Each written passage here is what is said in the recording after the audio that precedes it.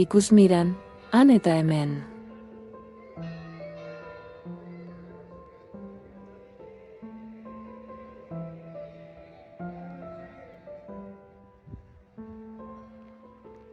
Nekropolien artean, Remeiuri.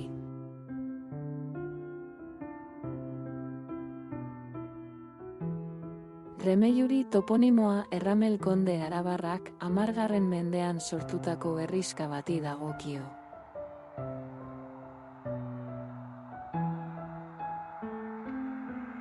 Erramel eta Uria hitzetatik dator Remeiuri, hau da, Erramelen hiria.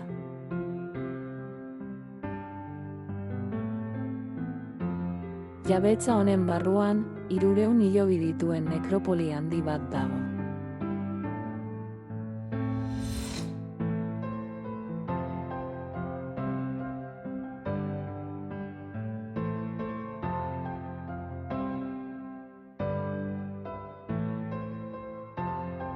Guztiak antropomorfoak dira.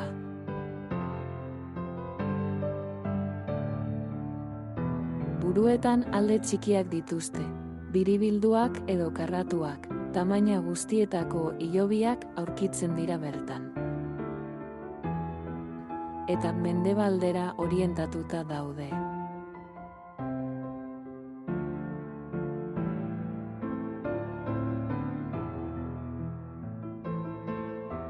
Baliteke 10. mende ingurukoak izatea, baina ia ezinezkoa da zehatz-mehatz jakitea. 70ko hamarkadan, nekropoliaren erdialdea induzkatu zuten, eta 50 bat hilobi aztertu zituzten. Halere, eremu handi bat utzi zuten, ukitu gabe, etorkizunean aritzeko.